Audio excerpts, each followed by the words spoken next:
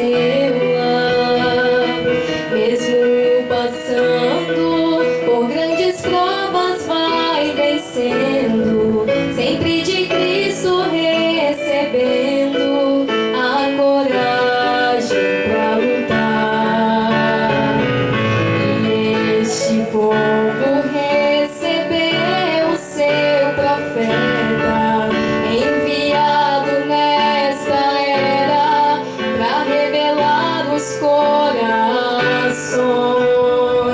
Sua mensagem alcançou a minha alma. Sou feliz porque eu sou parte dessa igreja de Jesus.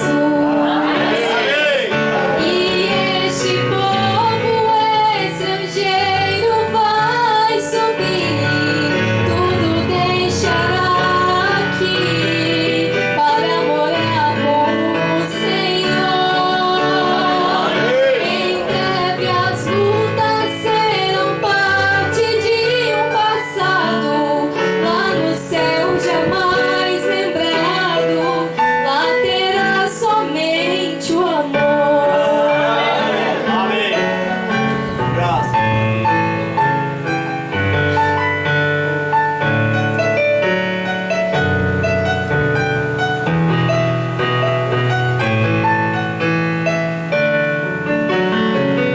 Quando eu vejo o que este mundo está se tornando, mais aumenta a certeza que eu não sou deste lugar.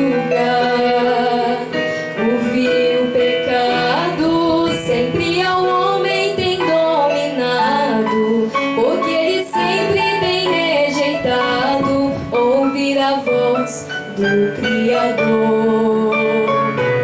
O alarido ainda hoje está chamando, preparando uma noiva para um dia sempre estar em um lugar onde o gozo é permanente e só os